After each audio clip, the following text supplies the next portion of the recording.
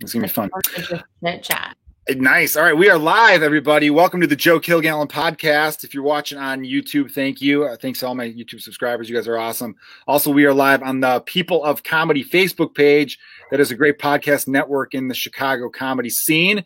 Podcast that people from all around the country can enjoy. I am very pumped up for today's episode. A very old but young, old friend of mine.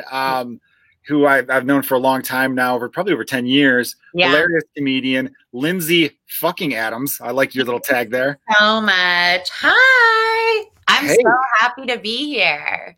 Good to see you. This is going to be a fun one, everyone.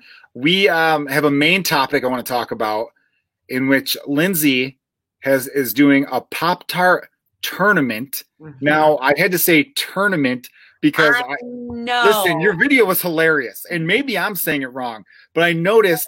So Lindsay had this. Everyone go to Lindsay's Instagram. It's well, there's two, but check out this main one right here. I'm going to put on the ticker there. Lindsay on Instagram, Bake Stuff with Lindsay. But in this really funny video where you have all these Pop-Tart boxes, you must have spent a fortune at Ralph's on Pop-Tart boxes of Pop-Tarts, I should say. I mean, they actually had a sale where it was if you get more than 5, you get like a bunch of money off. So I was just like getting a shit ton. So I lucked out. It's such a funny video. So you stack them up like pyramid style, and then you're just like knocking them over in different cuts where it's like everyone, you say a fucking Pop-Tart tournament and you're saying all this different shit. And it's funny. Yeah. Every take's funny. But I noticed you pronounced tournament. And I'm like, is that a fucking New Jersey accent, or am I saying it wrong with my Chicago accent of tournament? Who's right, Lindsay? I never really thought about it. My mom texted me. And goes, tournament? And I was like, I don't. And I thought I had spelled something wrong. And so, because she'll like text me if there's any spelling error anywhere. So she texted me and she was like, tournament. And I was like, I didn't fucking write tournament anywhere. What are you talking about? And that was, I don't know. I've just always said tournament. I've never said they think like you're turning your wheel, tournament. Okay. It's spelled like tournament, but it's pronounced tournament as far as I know. I don't know it's spelled. Yeah, I got you. But I wasn't sure because in my head I'm like, there are a lot of words that I butcher. Perfect. But I made a comment and people were liking my comment, so I'm like, okay, I'm right. No, you weren't alone. Everybody was like, what the fuck is this weird accent? Actually, there's like random words that I just like, I don't know. I stick to it. No, that's totally, I get that. And so I want to talk about, I got the bracket. I've got right here your Pop-Tart tournament bracket. So I want to go over some of the picks. We can have some fun with it. We'll pepper that in throughout. We got to get to know you first because this is the first time you've been on the podcast. Yeah. Also, everybody listening, we are not, I'll speak on behalf of Lindsay, I suppose, on this one. We're not ignoring the problems of the world. Of course, there's some major serious shit going on. It'd be ridiculous to pretend like it wasn't. But, I started this as a comedy podcast. I want people to laugh and have a good time and forget about our troubles. And, of course, let's arrest those officers who killed Breonna Taylor. I think that's an obvious. That's ridiculous. But, and also let's be good to each other. Men, we got to listen. We got to be better. And what else? I want to cover all the major social issues in 30 seconds. Like, that way we could focus on the delicious food that we're going to be talking about. Yeah. I mean, it all is intertwined. It's the result of psychosis that is triggered by mass hysteria and like 2020 imploding. Yeah, 2020. Good God, the year that just won't quit. But it's funny though that obviously we're being a little silly with the food stuff. Do you ever think to yourself the little things that people ignore, if they just had more, they wouldn't be so shitty? Like whenever I hear about these dudes who are like harassing women or being sexual creeps, I think to myself, I'm like, did they not have a Cinnabon where they grew up? Why are they so mean? It's like I think I like food stuff and like specifically like dessert stuff because it's definitely like very childlike and it's weirdly grounding. It's like very simple. It's just like a very simple idea is just like, okay, lots of Pop-Tarts. Like, great. That sounds good. Or like, I'm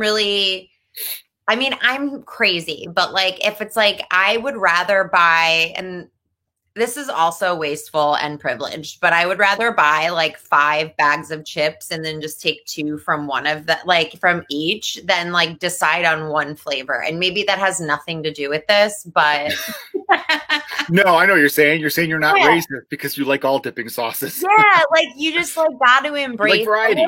The little things, like you said. It's just like the stupid shit that makes you feel good. I definitely think that needs to be more of a thing. I always think about the little things. Obviously it was a joke tweet, but a few weeks ago I tweeted because I made this discovery and it blew my mind. Yeah. There are only 2 Dairy Queens within the city limits of Chicago. Wait, what? Exactly. I brought this up to several people. Now I looked on my map. I did my, Google map or Apple map, whatever the hell the app is. And I typed in Dairy Queens nearby. And then if you spread out, it shows you like all the Dairy Queens. Right. And within the city limits, now the suburbs have some, but within the actual city limits of Chicago, there are 2. They're both on the north side. One's kind of near Wrigley Field. The other's by where I grew up. I'm not going to say exactly where. It's the internet, everyone. But and my family's still over there. But I grew up near the other one, and the one I grew up by had a drive-through, and it's off a very major intersection in Chicago. And I remember just being like, because Nicole, my wife, obviously, she mentioned a few weeks ago, like, oh, let's get some Dairy Queen. I'm like, Dairy Queen, fuck, they have a drive-through. We should have been going to Dairy Queen this whole time. Oh my God. Because I was saying earlier, I'm trying to support local businesses during the whole quarantine and COVID and all these small businesses closed. But a lot of these small businesses don't have a drive-through, and I can't do pickup if I've got, I can't leave my kids alone. So I got to get them in the car, drive in, and then I don't want to make contact with anyone because anyone who's been listening to the podcast knows my wife works on the COVID floor. We're trying to limit my exposure because if I get it from her, we're kind of fucked as a family financially because she's making all the money right now. And I can't get on unemployment because the state of Illinois is bullshit. Anyway, it's a whole thing. Well, I'm having trouble. I think I qualify, but the computers are messed up. Anyway, though, that was a long rant, but I'm like, damn it, we could have been going to Dairy Queen this whole time. Granted, not a small business, but it's definitely better than the other 4 or 5, hot eats, cool treats, Lindsay. Right. I fucking love Dairy Queen. Like, I fucking love Dairy Queen. And it's so funny you say that, and that's shocking to me because there was like a summer, maybe like when Nick and I first started dating, so like 100 years ago. But like he lived by the Dairy Queen over like by Wrigley Fieldish. I think it's like Roscoe Village. Yes. Maybe. Yeah. So it's on Southport. We used to ride our bikes every day in the summer, and every day I would get a medium vanilla cone with rainbow sprinkles, or I would get a dip cone. And all I fucking want is Dairy Queen. There's none in LA. Yeah, that's crazy. I think the closest one is like in Barstow, California. I remember stopping on the way to like Vegas, I want to say. And so there's one like in the outskirts, but it's crazy. Dairy Queen is amazing. It can't be that expensive to franchise. I don't understand why there aren't more of them. Imagine if you're having a cookie dough blizzard, do you feel like shooting somebody afterwards? Right. Probably not. You want to go to bed because it's like very overwhelming. Yeah, but it's overwhelming. It makes you happy. It makes you slow and sluggish. I just think, by the way, it's perfect time to drink like a 4-year-old. Giant diet cherry 7-Up that Isn't that the best part about being an adult is you're like, I'm just going to drink right out of the fucking bottle. I don't give a shit. That's how I feel about most of this stuff. Like, that's also like the liberation that it's like, honestly, I need more therapy, but like, I like the idea of being like, I'm a fucking adult. If I want to drink out of the container, I will do it. And it's just like, it's very freeing. It makes you feel good. I couldn't agree more. I live with people and I still do it. They don't know it, but I still do it. No, that's fine. You don't have to tell them. Better. I'm not going to. It doesn't matter. I mean, there's sickness going around. I probably shouldn't be doing that, but it's fine. Well, I mean, the people you live with, I feel like that's so. They're going to get it anyway. But you know what's funny is like my wife's a germaphobe sometimes. Yeah. There are times where I'll take a bite out of like something she's eaten and she's like, you can have the rest now. And I'm like, we've done a lot of stuff here. You know what I'm saying? Like, yeah. I don't know why you're weirded out by me taking a bite of your pizza. Like, grow up. I know. It's really like, grow the fuck up. Separate rooms when I had Corona. That's right. You had it. Mm-hmm. Let's talk about that. I thought I had it. because Yeah. right when all the shit was going down, I got sick out of nowhere and I woke up with like 102-degree fever. This was like March 13th, 14th, 15th that weekend. And it was like right when the last of the shows happened because all the shows got canceled. And I did a couple shows that week. And I'm like, I was downtown Chicago. Maybe I got it from someone downtown. I'm shaking hands with people after shows. Who knows? Right. And I don't get the flu. I haven't gotten that flu in a decade or two. And I was like, well, shit, I definitely have it. But then I tested positive for influenza 1. They didn't give me the actual coronavirus test, but they were like, it's influenza or influenza A. So they're like, I definitely have that. But anyway, I was after 4 days, I was better. What was it like for you? Did you have any of the other symptoms? Did you have like any shortness of breath or anything like that? See, I felt like I had a little, like I felt like I wasn't breathing the way I normally would. I had a bad cough. Yeah. I had the fever that just spiked out of nowhere. I think it was up to like 102.5 and just felt very fatigued. And when I went in, the doctor said your lungs sound fine. So therefore they were like, they kind of ruled that out because my lungs sounded good. Well, the doctors, what sucks is like, so I was sick right around the same time. Me and like a bunch of comedians were at a wedding and it was very close quarters. And so that was like, I think a Friday or Saturday night. And I mean, I was literally like, and then a bunch of people got sick after. And the people that got sick, I was literally like standing so close. We were like breathing into each other's mouths. Like there's no, you know what I mean? Like sexy. So I know it was like but one of the people there who got sick, he like had gone to the doctor and they were like, oh, we're going to test you for pneumonia because it seems like pneumonia, you're probably not sick and like you probably don't have the virus. And so he tested positive for pneumonia. And they were treating him and he started to get better and he was totally isolated and he was like, can I just get a corona test? And they were like, okay. And then he tested positive.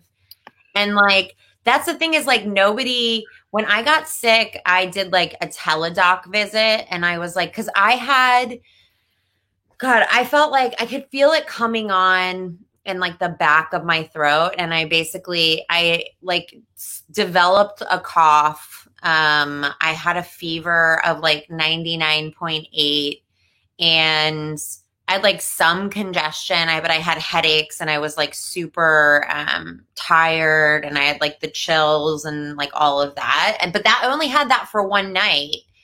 And then the doctor that I saw like via teledoc or whatever gave me this like thing, Tamiflu. Yeah, they give that. That's pretty common with like regular flu stuff. Yeah. So they gave me Tamiflu and my fever broke and but then I had these like cold symptoms. Real quick, how weird is it when your fever breaks? That's a weird feeling. I remember like in the middle of the night, I woke up and I said to Nicole, I'm like, I am soaking wet. Right. Like, I'm drenched. And that's what it's like. It just like all comes out of you. It's pretty gross actually. No, it's super gross. And I'm like you, I don't get the flu. Like I don't get, I don't get fevers and stuff like that. Yeah, because we're not little pussy ass bitches, right? Exactly. I don't get taken down by fucking nothing. Yeah. Imagine being an adult with strep throat. Kill me. What are you, a baby? Yeah, what are you, 4th grade? You get lice too, you nerd? You have lice? Should we? I'm thinking strep throat and lice were like the two things that would take out a whole grade school class. I know. You're 10 years old, you get lice and you get little strep throat, maybe some bronchitis, and that was like everyone was out of school for like 2 weeks. For sure. Did you fake sick when you were a kid? Oh, all the time. My favorite movie is Ferris Bueller's Day Off. Okay, perfect. Yeah, I would like cough when I didn't have to cough to get my throat red and then think that would fool the doctor. And he was like, yeah, you don't have strep. And I was like, like, no, but I had like these lingering cold symptoms that were just like kind of off center. And the whole time, all the doctors were like, well, we don't know, but probably not. And I couldn't get a test at that time because it was literally the week everybody went into lockdown. Yeah. So it was like that weekend, like exactly what you're saying, like that weekend. And then everybody like couldn't leave their apartment. So we're like in there. I'm like in there like wondering what's going on. I don't like the shortness of breath thing. It happened a little bit, but I was working out the whole time. Like I had it, but I was still like doing yoga and like going on the Oh, so you could exercise, function and everything. yeah, like it was very weird. I could function. I was tired, but I had this cough that like would not leave. And I lost my sense of taste and smell, which was like a living nightmare for me. And it didn't come back fully until recently.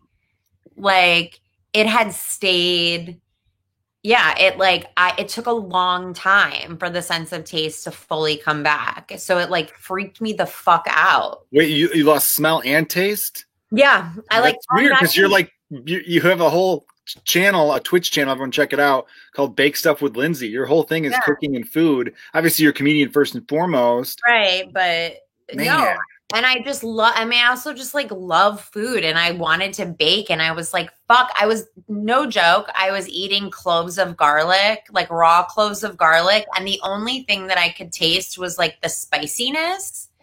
But like I couldn't taste the flavor at all. So I was just like chomping on raw garlic. Like I tried to like test a bunch of things. Could you smell your own farts? Because I know you enjoy that. I mean, no, at all. I mean, I do, but Nick could. And that was it was a couple scary moments where I was like, I don't know what's happening. And he was like, what the fuck? It's like, Jesus, clamp it down. He was like, are you sure? No, but I put my face in the garbage can. Like I really was like, I just couldn't. You have a cat. Kitty litter? Can you smell the kitty litter? No, nothing. I couldn't smell anything. Yeah, it was very weird and no doctor knew anything. And you can't blame them because it was a new thing. Yeah. Because it's like, but at the same time, it was like during the whole period where it was like, don't wear a mask, only wear a mask if you're sick. If you're sick, stay home, don't get a test. I actually just yesterday got a COVID test for the first time because I got the antibody test and I tested positive. Yeah, but even the antibody test, I've heard people say it's mixed results. People say it'll come back negative, then positive. I've got, my wife's a nurse and by the way, I said that more for the podcast listeners. I know you know that. No, for sure. I mean, I've got cousins who are Dalton, like a psychopath. Oh yeah, Ashley Dalton. Yeah, Dalton's wife. Dalton was on the podcast a few weeks ago. Everybody, check that episode out, or a month and a half ago now. Everything feels like a few weeks ago during quarantine. I still can't believe it's June already. I'm like, wasn't it just April? What the fuck? It's almost the end of June. I know. May we skipped right over May. It's finally summer. I didn't realize. Yeah, it's June 23rd. Summer was 2 days ago. Wow, I didn't celebrate the start of summer by doing anything. Not that I would. Who celebrates the start of summer? But you think, hey, it's summer. Just stare into the sun. Yeah. Well, you're living in Los Angeles, which I miss, by the way. Lindsay and I lived in LA together. Yeah, hell yeah. I miss when you were here, and I miss you guys were in that house, and it was just so fun and so like barbecues and all that. I do miss those barbecues. I came across a good barbecue photo, like of a group shot. You're in it. There's like 15 of us. We had some fun barbecues. We had a real nice setup in that Burbank place. Yeah. I lived near you in Hollywood for a while, and then we lived in Burbank. Yeah, I miss it. I mean, we didn't move because I hated LA. Right. It was just the best thing was doing, Chicago, having a family and doing comedy at the same time. Chicago just feel like a better fit at the time. We don't rule it out. Who knows? We might live in LA again one day. We don't rule anything out. Maddie might want to be a child star. That's true. My eldest son was born in California, so he has birthright to that land. You weren't born in California. I wasn't born in California. No. That's his birthright. I feel like he's gonna turn 10 and be like, take me home. Yeah, he might. He's born in a hospital in Pasadena. But yeah, can we agree on this though? Yeah. The best scent to lose is smell. If you're gonna lose any scent, smell, right? You don't want to lose their eyesight. You don't want to lose hearing. Yeah, I guess you're right. I actually think losing my hearing temporarily, like if it was temporary, I actually think that would be like a little bit comforting because I think I would be like quiet. It would be quiet. But I say that, but like I'd probably be freaking out. But you would be so surprised how I was furious like the whole time. Every time I didn't even want to eat because I was so mad that I couldn't taste anything. I was like, this is a waste. And I was just like so fucking angry the whole time. I didn't realize how much joy I got from food. Yeah, I mean, food's just, it's international. It's universal. That's what I'm looking for. Everyone universally likes food. I'm not a foodie, though. Yeah. I like food, but I don't like seek it out. I've never been someone that's like, oh, do you hear about this new restaurant? We got to go to it. I've never been that way. I was a very picky eater growing up. Now I was the pickiest eater. I would eat like 4 different things. I'd eat like peanut butter and jelly, cereal, and like pizza and hamburgers, you know, cheeseburgers. God, of course. I didn't try sushi until I moved to Los Angeles, and I moved to LA when I was 29. Whoa, 28 or 29. I didn't know that was when you first tried sushi. Yeah, in 2014. Did you like it? I liked some of it, and then some of it I didn't, but I love it now. I'll go to a sushi restaurant right now if I was allowed in one. I don't think they're open, but yeah, so I really like expanded my horizons when it comes to food. Nicole, not so much. I'm still like, she still eats like a 8-year-old. I love it. And she knows it, but I'm more willing to be like, yeah, I'll give it a try. Why not? Where she'll just look at it and be like, no, I don't want to even, she won't even taste it. She's sure about it. Yeah. My parents raised me. My parents were like hippies, like old hippies that like thought they like knew their shit. And like, they wanted to raise me like my sister and I, like all organic, no preservatives. Like we would go to like the health food stores before there was like a Whole Foods and stuff like that. And like, it was all gross. Like when you're a kid, that's not what you're like looking at commercials of like Lucky Charms. And then I go home and it's like fucking Odie Oats or some stupid shit. And I was always really like hype on trying to get like the cool packaged good shit. So when I would go to my friends' houses, I would like eat like 4 bowls of cereal and like just like eat everything in their pantry. I was also super fat. So like everybody was like, what the fuck is wrong with her? But that reminds me real quick. I have a friend who had the best food. He always had the best lunches that his mom would make, or I would just pay for like the school lunch. And so I was always a little jealous of him, I guess, for that. We would go to his house and he had like I knew where like the brownies were and all the good shit. So we'd be playing like in the backyard and I'd be like, oh, I got to go take a piss. And I would go and then I would like pocket food. I would pocket snacks. And then I'd, like on the walk home, I would eat them or I would like save them for later. All the time. He probably got in so much trouble. His parents being like, I just bought this fucking box of Little Debbie and there's 2 left. God damn it, Chris. You know, it's probably. No, 100%. I did the same thing. I would hide bags of chips under my shirt and like stuff like that. But like, so there's a female advantage putting stuff under the shirt. Exactly. So I would be like, oh, I don't know. But that like made me even more like obsessed with the idea of like all of these like childhood snacks I just like could never have. I mean, literally it was like my sister's 14th birthday. She asked for a Twinkie. That's like the saddest shit I've ever heard. How mortifying. Like Did she get the Twinkie? She got the Twinkie, but also she's lame. But like, I mean, she sucks, so it's like that's also on her. But did you not get along with your sister? No. Should I send her a link to this? No, I mean, she doesn't watch anything I do without criticism anyway, or like in general. She'll watch something and then be like, yeah, I like turned it on and I was into it for a second, and then you said some stuff and I hated it, and I'm like.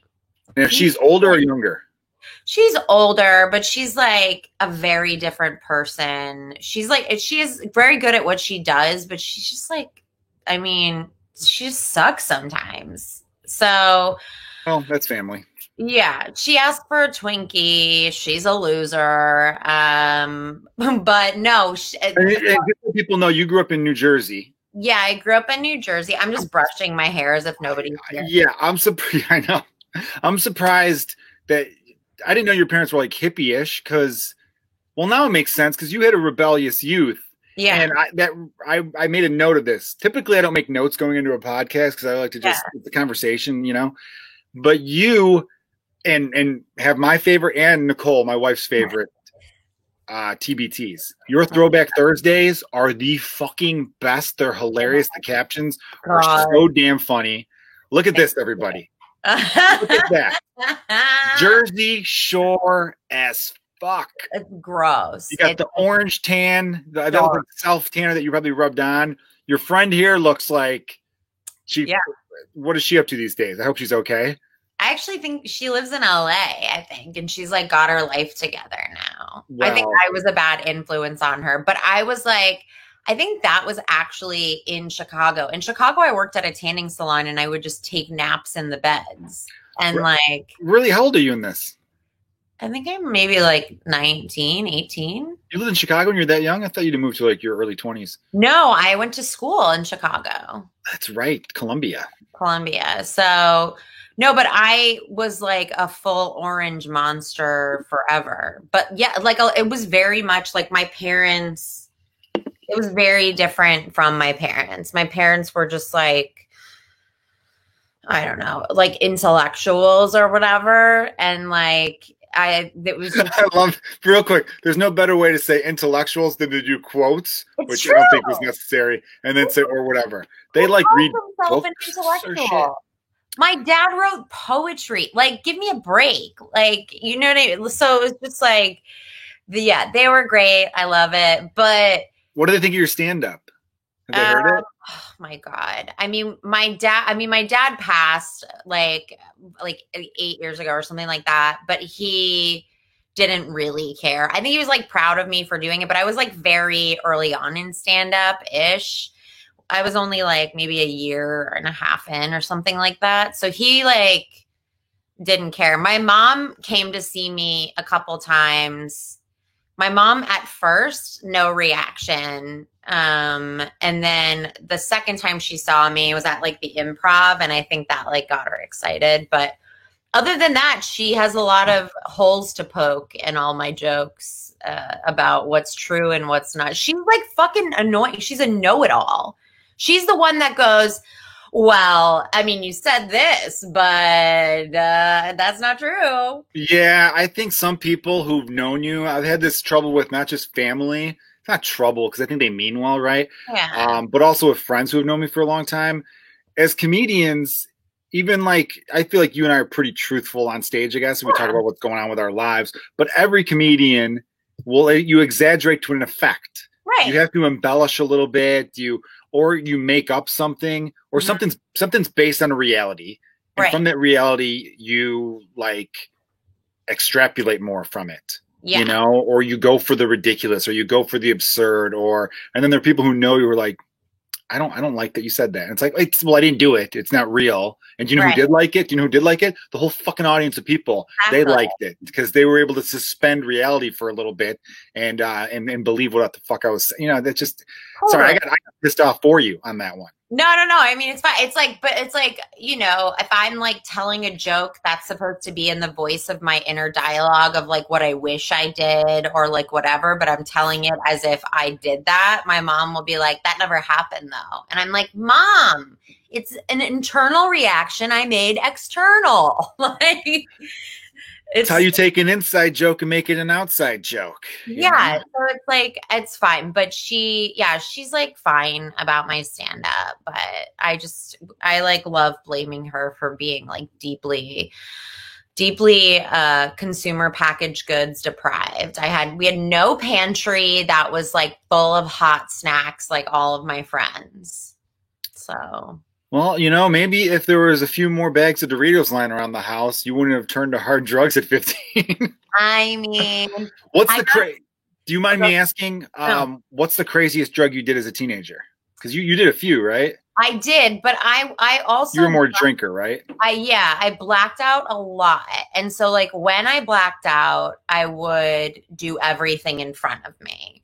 So there's like a bunch of nights that I know I was places where people were like doing coke or like stuff like that. And I like don't remember, but I know that I was like a garbage monster when it came to drugs and would just be like, what is that? Like, so I don't know. It really was like a lot of just like drinking, and I drank Robitussin all the time. I was like a trash. Well, Like no wonder you never got strep throat growing up. You were like, you know, you had a built-in system to it. I know. I would just drink bottles of Robitussin, and it makes you like trip balls.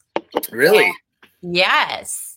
It's like it makes you trip balls. You're not like that's what lean is, like the drink they talk about in the South, lean. It's like I'm not alcohol. familiar. It's alcohol mixed with like a little bit of cough syrup. But like, so if you mix in a little bit, it's like one thing, it doesn't mix with alcohol well. Like it gives you like an effect or whatever. And that's the thing. But I would just drink bottles of it, and I would like be tripping so hard. The South does weird shit though. Doesn't the South do butt chugging? Yeah. Where they like put like and did you know there was a time in which high school girls were dipping their tampons in like vodka? Yes. Yeah. Who comes up with this shit, you know? I would have done it though. Like I would, if that was something that people were doing, I tried everything. So I was just like such a living night. I was a drinker in high school. I was a pretty big drinker in high school. Were you ever drunk in school? I don't know if I was drunk. I know we had maybe one senior year we were probably drunk during like school, but yeah. I feel like that was like a parking lot situation where we were, or we were drunk from the night before and showed up. One time, and this is a true story. I told people this and they're like, that's a scene. That should be a scene in a movie. Yeah. We were like the night before we all got drunk. This was senior year. And the next, it was like a Thursday because I think senior year we'd get fucked up on Thursdays. Yeah. And then the Friday at school, I had like the beer shits real bad, Yeah. So I go into the one, like everyone went use this one bathroom. It was like the best shitting bathroom. Right.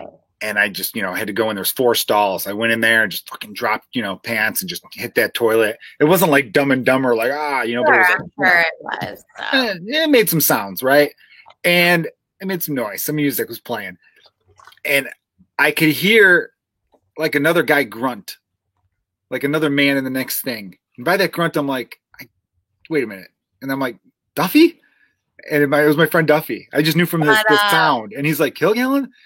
And then I hear, no fucking way, from a third one. And it was our buddy Dank. And he was like, get the fuck out of here. And then Gamboni's like, this is unreal. And we're like, holy shit. It was like all 4 of us were shitting simultaneously at the same time when all 4 of us had been together drinking the night before.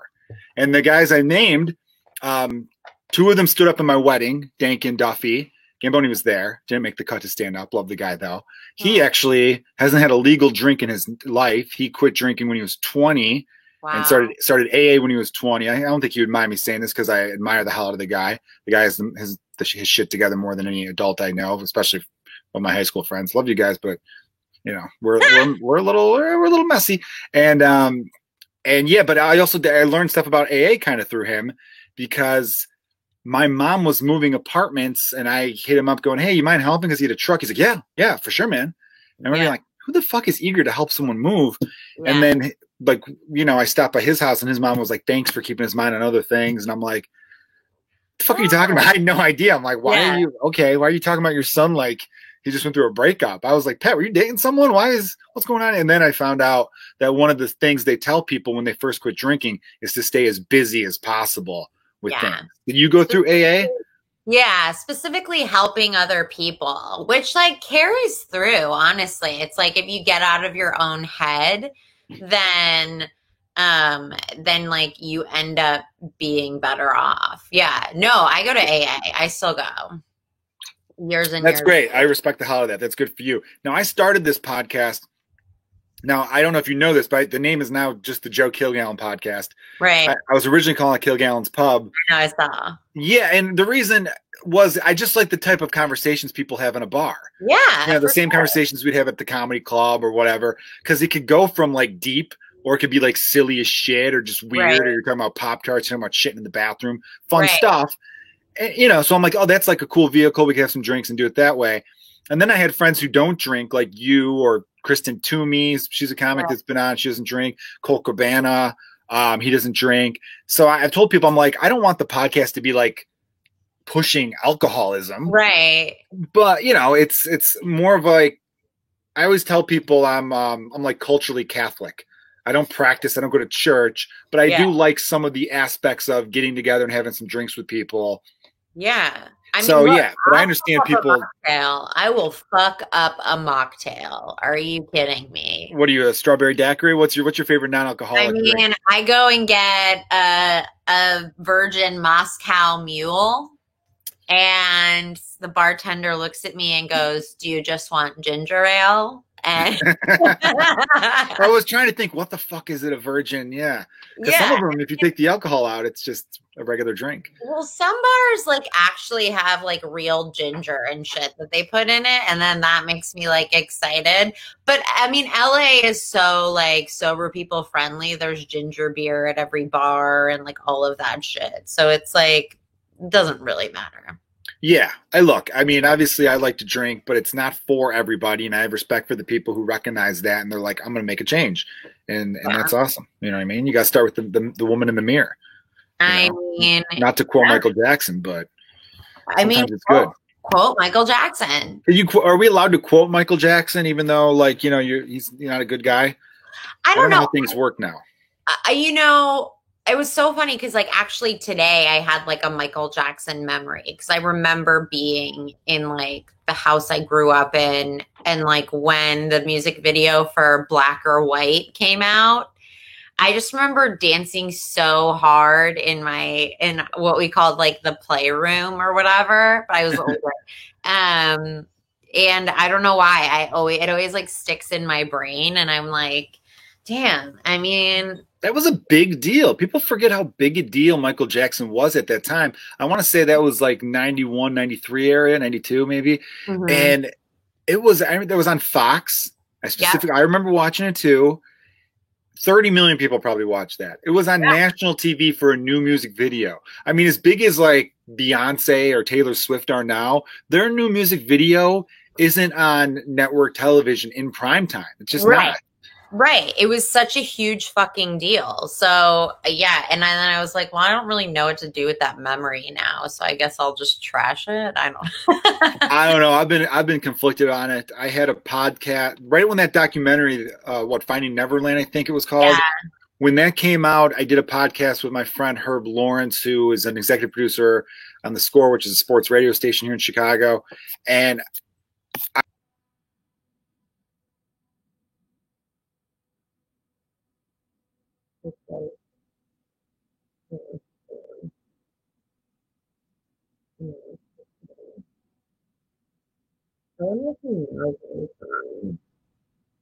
hey, I'm back.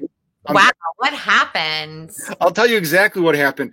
I had a fucking like eyelash on my mouse pad, and I went to wipe it away, and I totally shut it down. I left the fucking studio, everybody. I mean, look, I handled it. Don't even worry about it. Did you take over for me? I took over. I was like, welcome to Kilgallen's Not Pub. Thank you so much for that. Fun pub. Anyway, what a sensitive little mouse pad. I just went like this in the fucking, because it was a hair that was like, I thought it was an eyelash. I think it was longer than that. It was an eyebrow. Do you ever just see a little thing there and you're like, I can't live with that there. I got to get rid of it. And that's what happened there. Anyway, I mentioned my friend Herb because I was glad that I had on a guy. Look, there are certain things as a white dude, you're glad you're talking to a black guy. Right. And I just felt like, hey, what do you think with the whole, we got to get rid of Michael Jackson thing? You know? And let's see, people were afraid. People were like, hey, where'd you go? Look at this. Him as fuck, dude. I'm back, buddy. I'm back. I can show comments to Ron Grant. We have 2 Dairy Queens, but they stopped serving wet walnuts. Damn it, dude, that is fucked. What the fuck are wet walnuts? Are these older comments? Yeah, they're from when we were talking about Dairy Queen. So I just wanted to give those people a shout out now that we're coming back into it. You should put the comments up. I want to know what the fuck people are saying about me. Let's see. Was there anything about you? No, all the comments were about Dairy Queen pretty much. Nobody said anything specific about you. Sorry. I got a haircut for nothing. What do you guys think of Lindsay's haircut? Yeah, A plus. Like, what are we doing? Okay. You looked into it like fucking. You know what you reminded me of? Like Andrew Keegan in 10 Things I Hate About You. You kind of gave like a what's up? I'm too cool for this school look. But I was gonna say this. I was talking to him about it, and I'm like, dude, can we not like Michael Jackson now because of this fucking HBO documentary? What killed me about that was everyone knew those allegations for like 20 years or something. Yeah. HBO makes a doc, and all of a sudden we have to be like, no, he's done. We can't listen to him anymore. I don't care who the fuck you are. If Billie Jean comes on, thank you, Ron. there you go. If Billie Jean comes on, you are toe tapping. And it makes me think you have to. It's just that song, you hit it and you're just like, you can't not move a little bit. And Noel Gallagher, lead singer, or not lead singer, but songwriter for the band Oasis. He's funny, but kind of a dick. He once said something because he was talking about, I think it was about Michael Jackson. Mm-hmm. And someone's like, oh, you can't like Michael Jackson anymore. And he's like, why? And they're like, well, because he, molested kids. He's like, okay, but the album Thriller didn't molest any children. He did, and it made me laugh my ass off. And I'm like, you know what? That is it. Like, there's that argument. Can you separate the art from the artist? Part of me is like, also, you can make this case. He made Thriller when he was 23. His first album, Off the Wall, he was like 20. And all the Jackson 5 stuff, I think even if you're a super, like, I don't know, I don't want to use the word like social justice word because I feel like that gets overused. But even if you're like die hard, I'm, pure as fuck, you could listen to those albums because I don't think he was molesting until like later on. I mean, he's also dead. And that's true too. He's no longer profiting from anybody listening. It's such a hard call because it's like you compare it to someone like R. Kelly, who just like, he's like it's hard to like be like, this predator is worse than this predator. But like, also R. Kelly is like, I mean, he's still alive. And so he could still like, he's still potentially profiting when like Remix to Ignition comes on my Spotify. I like have to be like, no. Yeah. I just like, it sucks because it sucks. But like, in that sense, I'm like, I get you can't separate the art from the artist, but I am happy to take money out of their pocket. You know what I mean? If they're a shitty person, like. Yeah, it's very tough. Eric Smith just asked, was he found guilty though? Are you asking about Michael Jackson? I don't think so. I think everything was settled out of court with Michael Jackson. I'm a big Michael Jackson fan, so maybe it was my own younger self sticking up, because through the years I would stick up for him by saying that all the people who accused him came from families that would slip in a grocery store, and then surveillance would find out that they dumped the Diet 7-Up cherry all over the floor and then slipped in and fake broke their shoulder or whatever. Yeah. So there was a pattern of that stuff. Because think about it, if you're a parent and the king of pop goes, hey, could your 9-year-old spend the night? And you're like, fuck yeah, there might be something wrong with you as well. I don't disagree with that. I mean, I don't disagree with that at all. I just like, I don't know much. I didn't watch Finding Neverland. So me either. And I think like Michael Jackson's early music is like prolific. You know what I mean? Like it's so, and it's just like, it's even incredible. Some of the later stuff. Like it's very fucking, I mean, it can be very fucking good, and it can be like very sad that like I can no longer support this person. But like I don't even really have an opinion on that. You know what I mean? No, I get that. And I didn't mean to put you on the spot with it. But, oh no, you're fine. You're fine. I know. I've like talked about it in circles because it's hard to tell. And it's like now with like all the comics that are like getting, it's also like that kind of thing. It's like everybody knows, and then they like everybody's been talking about it for years, and they get called out, and it's like, oh wow, that's so weird. Well, Ron Jeremy's not a comic, but like Ron Jeremy just got like a bunch of sexual assault allegations about him, and they're like, no way, never saw it coming, Oh, but they meant they did see it coming? Yeah, like I saw that one where I didn't read not to cut you off, sorry about that. I didn't read the Ron Jeremy thing. I just saw like in a tweet. I'm busy, I don't have time to click on everything. And it's about power with the guy. If it's true, and I believe the women, because why would, if you're going to lie and say anyone did something to you, why would you just pick Ron Jeremy? Well, also, here's my thing really quickly. This is like my biggest thing for when people are like, she's lying. And it's like, they always say that when it's something that's like really vague and specific, it's like, he breathed like in my ear and then he like licked my neck. And it's like, if you were trying to take a man down, you would just straight up be like, he fucking raped me. And that would be the end. You'd be like, he forced me to have sex, the end. You wouldn't like talk about like some weird ear licking fucking bullshit. You would just straight up go for the kill. You know what I mean? Yeah. Anyway, and look, 90, I think someone did like a study on it. I think like 97, 98% of the accusations turn out to be true, you know? And, which is an insanely, that's an A+ for all you people wondering what that grade would be. And the 2% that turn out to be not true for whatever reason, whatever. It's usually only one allegation. So people have to realize if someone has like 9 allegations against them, they probably fucking did it. Yeah. And even if they didn't, they're still probably a huge piece of shit. Because why would 9 people get together and conspire against you if you didn't suck ass at something? Totally. Well, it's like that's not like a fun path. Like that's not like a fun hobby. I feel like sometimes men on the internet talk about it in this way where they're like, "Oh, well, she's just piling on," and it's like, do you think this is like a hangout? Like, do you think it's like, oh my god, what a fucking cool trend? Let me jump on. Like, no. Yeah. Well, the internet doesn't allow for nuance. The internet doesn't allow for conversation. Yeah. Because if it did allow for conversation, and dudes, I have to remind myself this, especially with a lot of stuff going on lately. I'll mention Chris D'Elia. I lived in LA. I lived in LA from 2014 to halfway into 2017. I think like May of 2017. So I was there for like 3.5 years.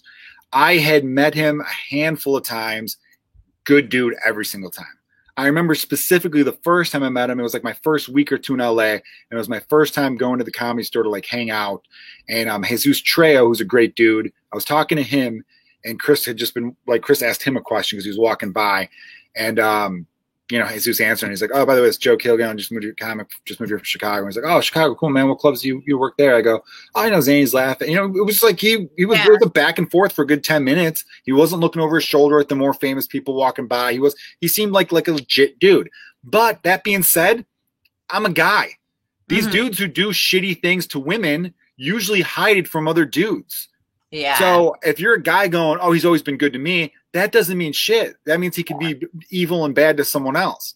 And on the flip side of that, Twitter, Facebook, Instagram, all the internet, you have to also understand when someone's good friends with someone and they're all of a sudden trending on Twitter for doing horrific shit, you got to give them a second to process it. I saw people, Whitney Cummings did come out and make a statement, but I remember seeing people just trash and they're going, "Oh, Whitney's silent. Where the fuck is Whitney?" It's like they've been fucking good friends for a decade. Well, yeah. And I would rather someone have someone's back for a little bit and then later have to be like, "I was wrong," than to just throw their friend under the bus immediately. Like, you got to give them a minute. Come on. Like Lindsay, think about one of your best friends. If they turn out to be a piece of shit, I'm sure you would shut the fuck up for a couple days. You might later say something, but it takes time to process. I'm sorry. I went over what you said. No, you're fine. It's like 100%. I always think about that. People want like an immediate response. And it's like, people knew, like, I feel like women have like good intuition, but then like men, I think you have to. It's instinctual, right? Yeah, it's like a protective survival thing. Yeah, over the years, it always came off to me as like real gross because most of the time when I saw him, he was like zeroed in, focused on like young girls hanging off of him outside the Comedy Store, and he just seemed like very focused on that. I've dated those kinds of guys. I hooked up with those guys, but I was 18 for like 4 years in high school. So when I was like 14 through 17, that's 3 years. But you know what I mean? Like, so I get it. I feel like I can like spot that kind of dude because that was the kind of dude where like I would have been one of those 17-year-old girls that was like, yeah, let's do this. And like not connected the dots. And then been in a room and been like, "Oh, what? This is horrible." But anyway. Hey, Lindsay. What? The last 17-year-old girl I hit on is sleeping upstairs. Hell yeah. Sorry. So just thought of that because she walked up with laundry. I'm in my basement and the staircase is like behind the computer. So anyway, she just walked up. I should have told her. I should be like, "Hey, come wave to Lindsay," but she'll probably be like, "I'm tired." Like, anyway, I'm handling COVID. No, I like. So you could spot them though. I feel like there's a good intuition that there is. But I will say this, those kinds of guys also make a point to have women their own age. So it's like where people should be worried is like, I mean, and this is a gross generalization, but it's like he had all these peers that he was like very like, yeah, yeah, yeah. But then this like revolving door of like little baby fans that nobody was like, oh, maybe that's a weird power dynamic. Because I think like in LA, we're just like, yeah, you fuck your fans. But like it gets dicey. You know what I mean? I think like that's going to start to have to be behavior where it's like if I have a friend my age, like if I like, there's been comedians that have been like, I just started fucking this 20-year-old. I like absolutely want to talk to them about it. Not even like a judgy way, but I'm just like, why? How? Like, is it fun? What are your thoughts? Like, unpack this. Is it fun? Is it fun? I imagine it'd be fun maybe for them, or otherwise, why would they do it? Yeah, I mean, but I'm also just like, where is your brain going? Because some of these guys will be like, I want a relationship. And then I forgot real quick. I missed a comment. Oh, thank you so much. I really needed it. Sorry, him ASF as fuck, right? That's as fuck. I like as fuck. That's one of my favorite expressions. I used to say as fuck before other people said it. But I had a couple slangs that I said before they took off, and I felt like really? I never got credit. Oh, I used to say, I said, you know, I used to say this is fuck, or that is fuck, or I'm tough as fuck, or she's hot as fuck. I would say as fuck all the time, like in 2008. And by the way, it sounds braggadocious, but there are some things I was right on.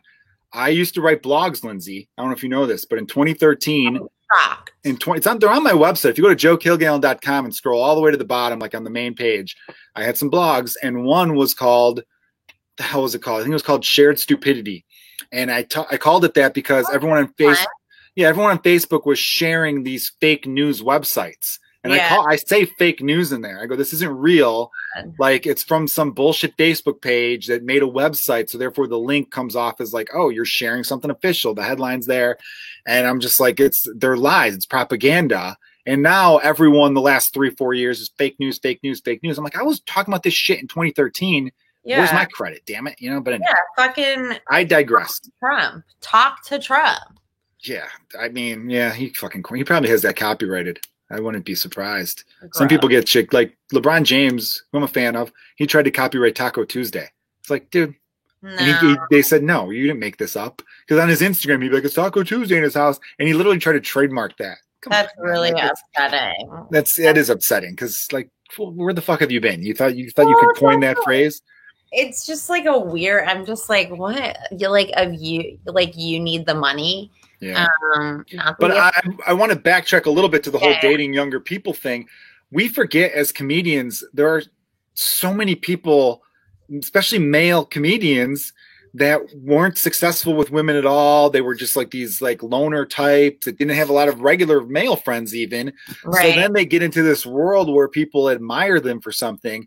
And as a comedian, I'll tell you, when women will just come up to you after a show and this is where there is a difference between male and female comedians, because my female comedian friends have always told me, oh, that doesn't really happen for us. And if they do come up to us, it's usually like, get the fuck away from me, you know?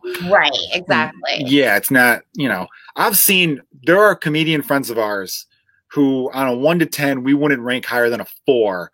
And I've seen them bang 10s. Oh, and 10 went up to them. It boggles my mind when I like watch girls throw themselves at these people, and I'm like, you know, he like shit his pants in his 20s. Do you know what I mean? Like, I'm just like, you know, this like man is like a child, right? And but that's part of like the problem and the illusion. I mean, it's a much bigger problem than just like, you know, women and men in comedy is like a great like microcosm of like a place where there's no HR department and it's completely lawless. You know what I mean? Whereas like in other, there's set dynamics that are supposed to be respected in other industries for the most part. You know what I mean? Like even like actor, director and stuff like that. But with comedy, everybody's like, first of all, nobody knows, everyone thinks they're not successful. So it's like Louis C.K. like not realizing that like, oh, I have power over people. And it's like, you're a fucking idiot. Like you're dumb, you're loaded. Yeah, of course you have power. So Yeah. nobody knows that. So they're just abusing their power subconsciously. Like they just don't realize it. I mean, I'm giving people a lot of credit to say they don't realize it, but it's a much bigger thing because it does dive into like people who you see having like serial like issues with women, but you can't really like pinpoint it. You know what I mean?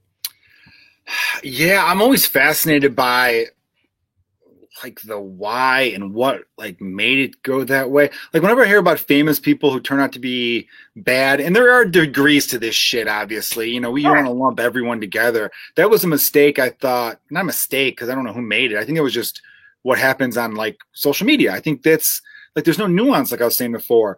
You know, Al Franken, I remember seeing like a headline that said Harvey Weinstein, some other name, Al Franken, and I'm like, how the fuck Al Franken didn't, you know, I said he was Harvey Weinstein, Bill Cosby, Al Franken. I'm like, Al Franken took dumb pictures in which he was pretending to feel up a sleeping person. Right. Right. Like that was like his big thing. The other allegation was someone that the Republican Party paid. So he had two.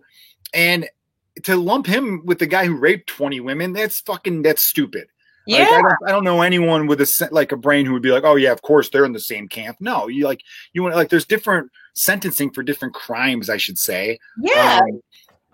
So that's why I could see why some people get a little bit where they're like, well, what the fuck? How are you gonna like with the Joey Diaz stuff? And Joey Diaz, I follow him on Instagram. I did shows with him in LA too. I encourage people to watch the video he posts on Instagram where he explains shit. The guy owns up to it. He's like, yeah, it was a fucking like the story's 23 years old, told 10 years ago. And, you know, like he had a funny line in it that I think a lot of people should at least appreciate from a sincerity point of view, in which he was like, there's no allegations here. I told you, motherfuckers. This is information that I gave you. You're like, I don't like how people are saying the allegations against me. No, I told you. We were coked up fucking insane people. And she said, I'll suck your dick for stage time. And I said, sure. You know what I mean? Like, I didn't say, like, I jokingly said it happened all the time. It didn't happen all the time. And he said, this woman, by the way, I talked to her a few years ago, 3 kids, married, happy, very successful in another career. I don't know what, not that it all matters, but what he said was stupid because there's a power dynamics there. And he shouldn't make it seem like it's a cool thing to do to, you know, treat people like shit that are beneath you and all that kind of stuff. I think his point was that, like, and it is a little unfair in podcasts because you could take stuff out of context. Yeah.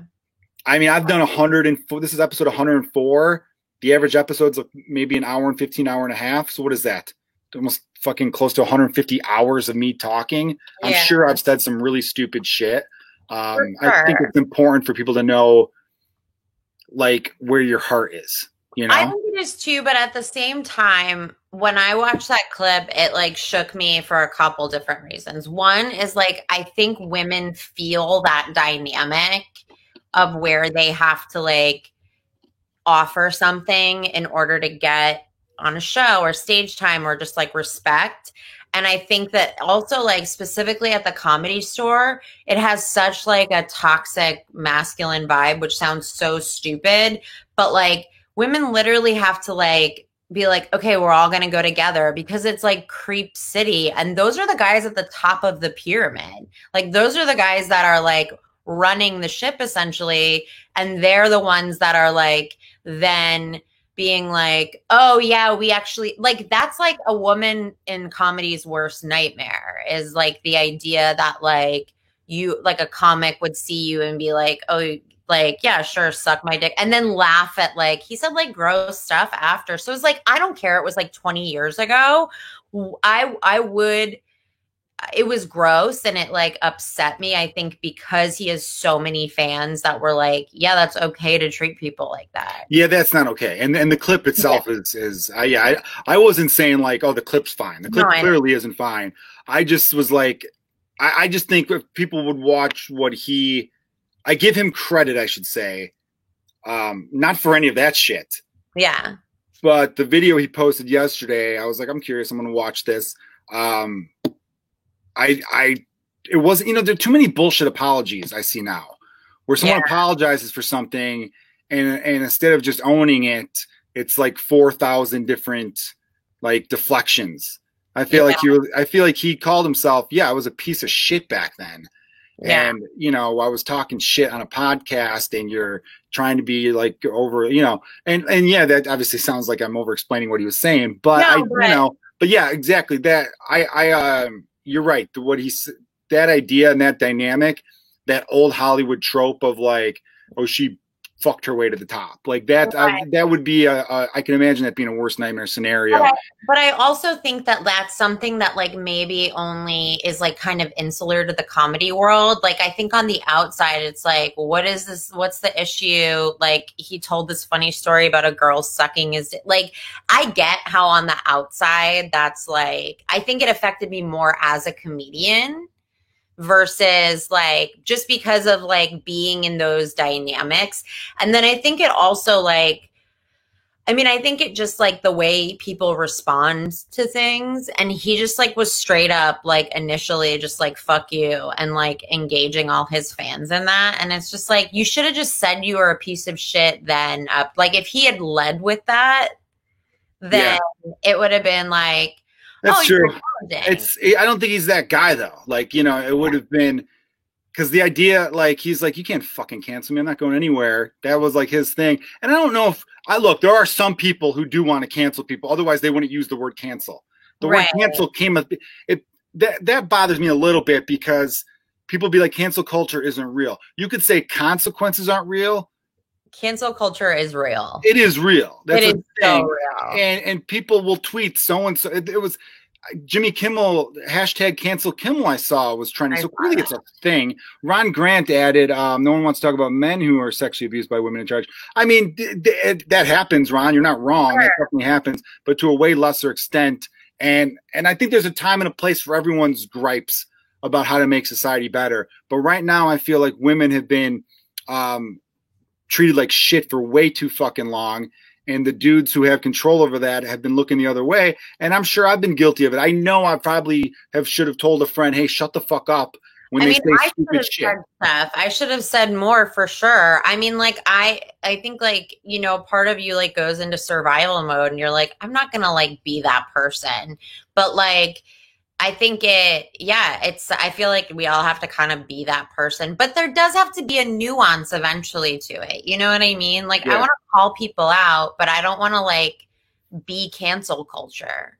You know what I mean? Yeah. I don't know. I'm kind of like, it sounds weird, but I feel like it's almost like too much empathy on my end in a weird way. No, I get it. Sounds like, it's weird to say like I have too much empathy, but because it does sound like it's almost like when someone says, what are your weaknesses? I care too much. I work too hard. Like it sounds bullshitty. As your friend, you are a very empathetic person. Well, thank you. I think I did have a doctor tell me that because I pass out when I get shots. Really? And I get queasy. If I watch like the wrong episode of Grey's Anatomy, I'll get like faint.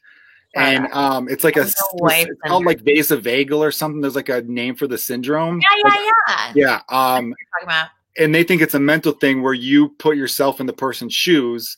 So if someone goes into like detail about like chemotherapy, which is like, I'm in control now, so I can talk about it. But if I hear someone else like talking about their like how painful it is and how it's literally poison going through your body, I could get like weak to the point where I'm like, fuck, I need to sit down. I need water. I'm going to pass out because I put myself in their shoes or whatever the fuck they say. I can't remember. I wasn't listening because it got too medical and then I get queasy again, Yeah.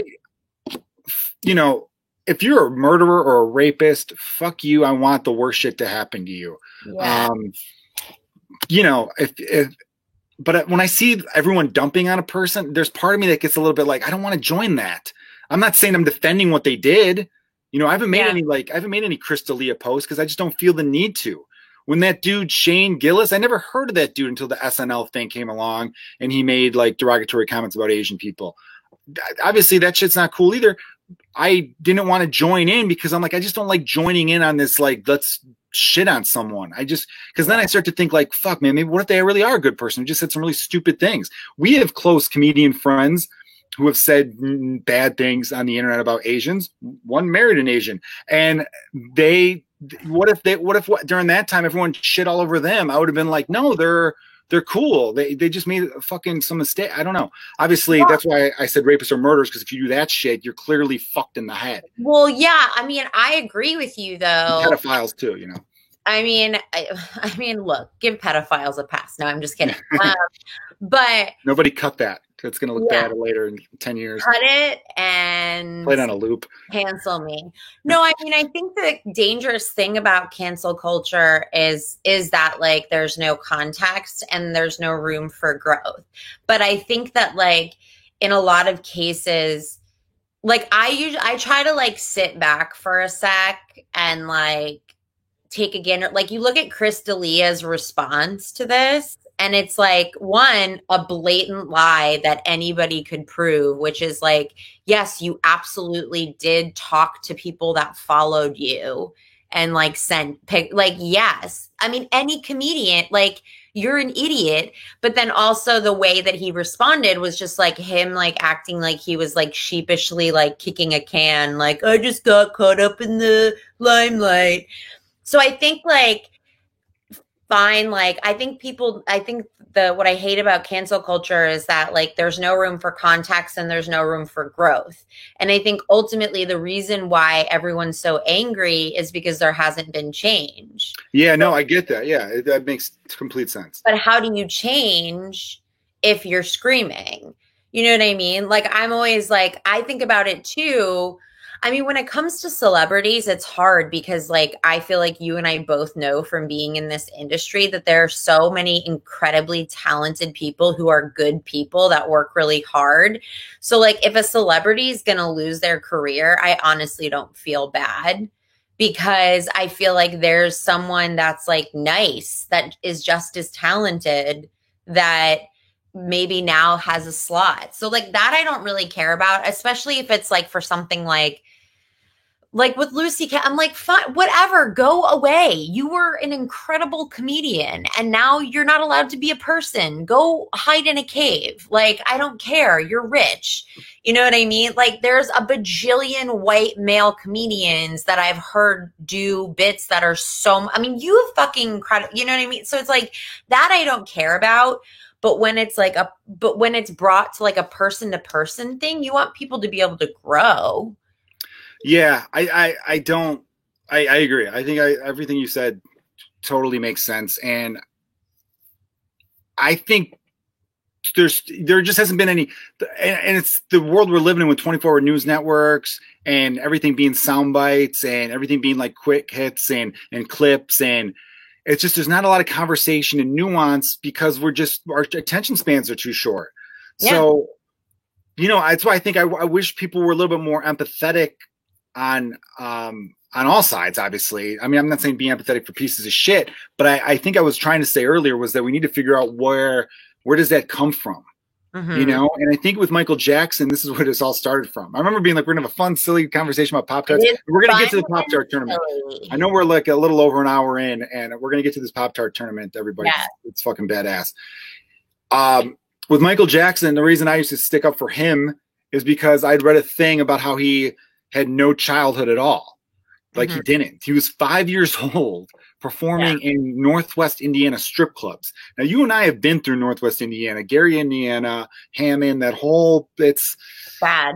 It's bad. It's bad. So bad. Right. And to hear about that's 2 years older than my son now. I can't imagine having a little kid around that fucking world. And his dad was just the biggest piece of shit, just a huge piece of shit. And I think I read that after his death, they found out that he couldn't have kids because like his dad kind of like chemically castrated him in a sense. Oh yeah. I think because he wanted to keep his voice high. Yeah. So he hit, you know, have the range in his octaves or whatever, which is like, what the fuck? What kind of father would do that to their kids, you know? And literally we just beat them until they got the fucking dance routines right and just all this crazy shit. They performed like you wouldn't believe because it was literally life or death in their brains. Like if I don't fucking dominate this performance, and that's almost why, like in a fucked up, sad way, that people from like oppressed people, like obviously in general, like, you know, people who come from oppressed backgrounds. I don't mean like I meant like individually, like people who had shitty childhoods end up being great musicians, great comedians, great actors. Right. Obviously, historically, the Black and Jewish and, all those communities that come from oppression. Like I always said, like the funniest groups of comedians, Black people, Jewish people, and Irish people, all three of those groups, Irish not so much in recent history, but all three of those groups have a history of oppression in their cultures.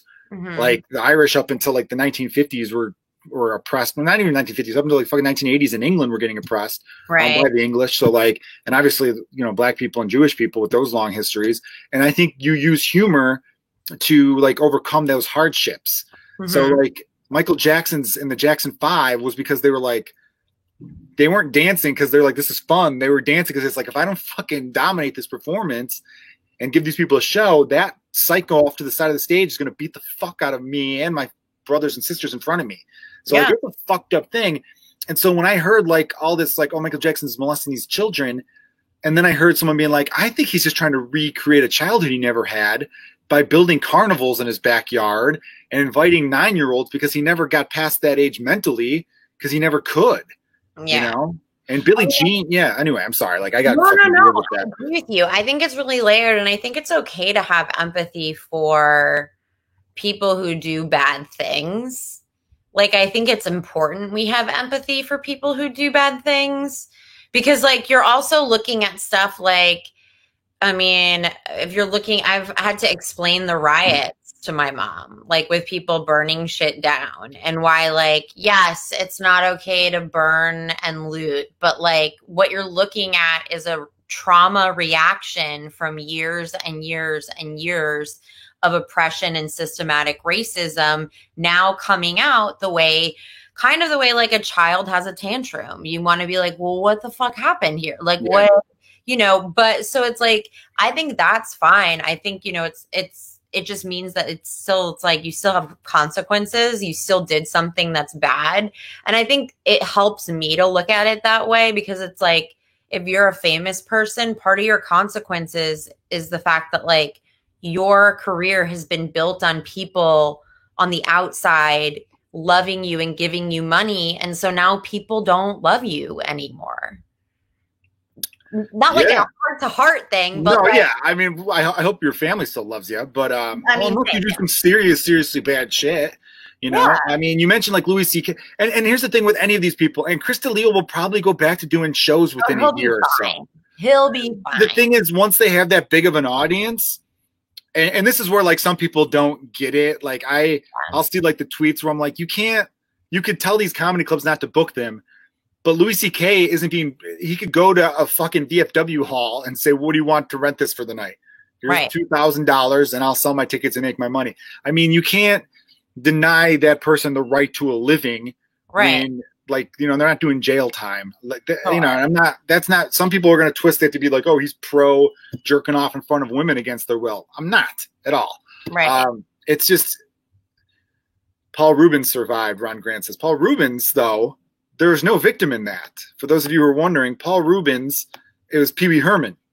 Oh. Now, Pee Wee Herman, there should be a documentary. It wasn't to be a short documentary, I guess. But Pee Wee Herman is a great case study on how to handle a public backlash or something. I don't know. Yeah. Pee Wee Herman got caught jerking off in a movie theater. Oh, yeah, that's right. And it was a porn movie theater.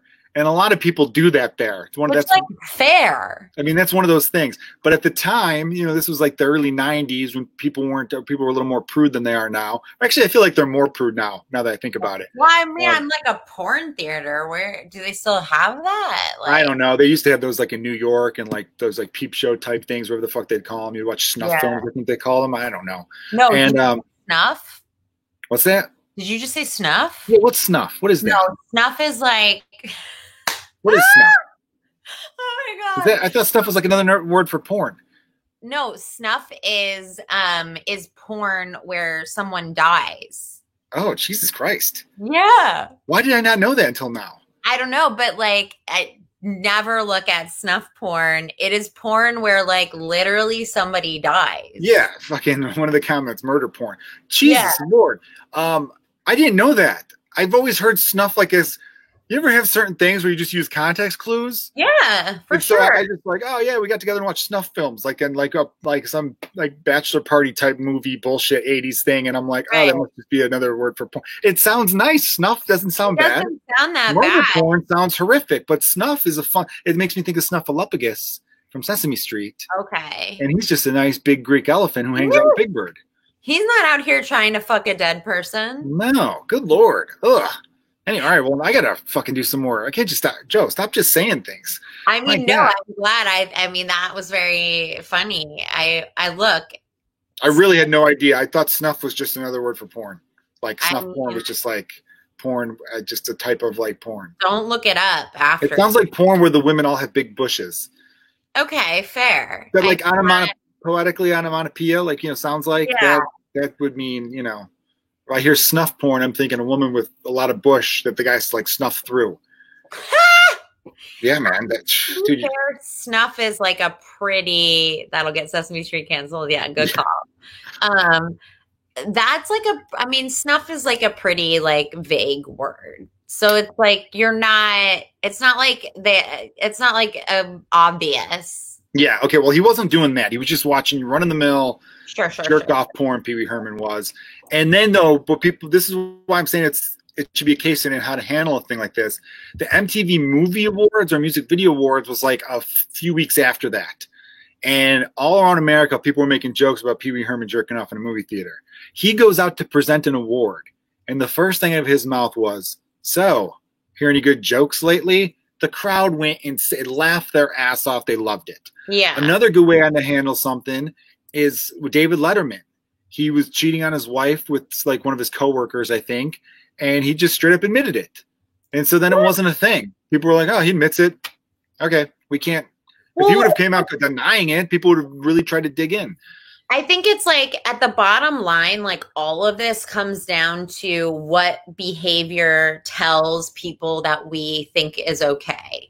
So it's like when people do things like when men in comedy like are shitty to women and nobody does anything. Yeah, those men are bad, but like basically like nothing happening means that like in their brains they're like, I know that I can do this and get away with it because nobody's gonna do it. Like this is what's okay in this environment.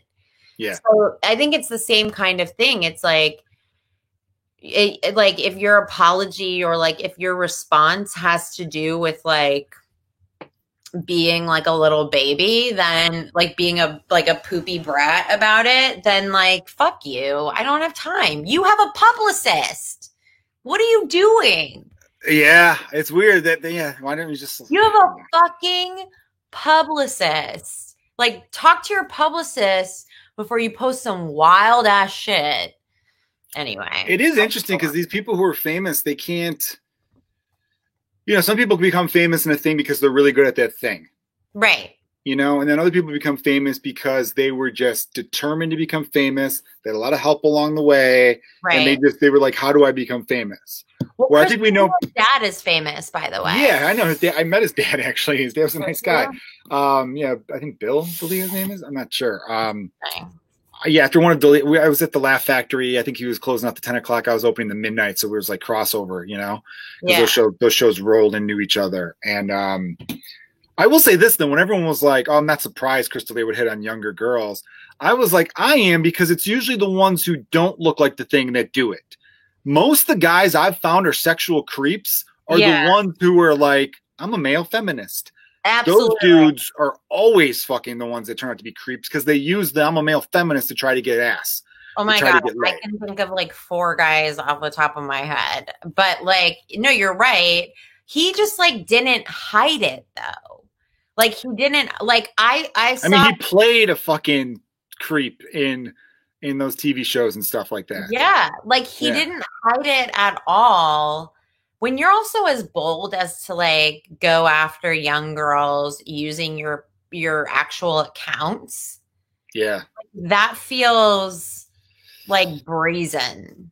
You know what I mean? I don't know what that is about. Yeah, I don't know what that is because it's so weird to me to be. It's a power thing. I think it's power. It's a weird mental power thing. And again, I'm not a psychologist. I'm not. I don't know. I know you are. There you go. It's got to be a power thing with some of that shit, because there are some people where you're like, you'd have no problem having sex with someone. You'd have no problem getting laid. Why would you, hold someone down and do the most horrific thing you could do to a person? That's why that's why, if a friend like Lindsay, if you murdered someone, you're a good friend of mine. I would lie for you because I would assume you had a reason. Yeah. That's how I felt about you. But if you raped someone, that's different, because that's something fucked up in your brain. I mean, don't get me wrong. A serial killer has something wrong with them. Sure. But if you murder someone, a lot of murder is a crime of passion, or like, I just lost and I fucking killed them. Yeah. It's still bad. Right. But rape is on a whole nother fucking mental crazy level in which it's like, no, you'll do this again. And they almost always certainly do it again. Yeah. I mean, I think what we're seeing is like, what we already knew existed, which was an uneven power dynamic between men and women in general. Yeah.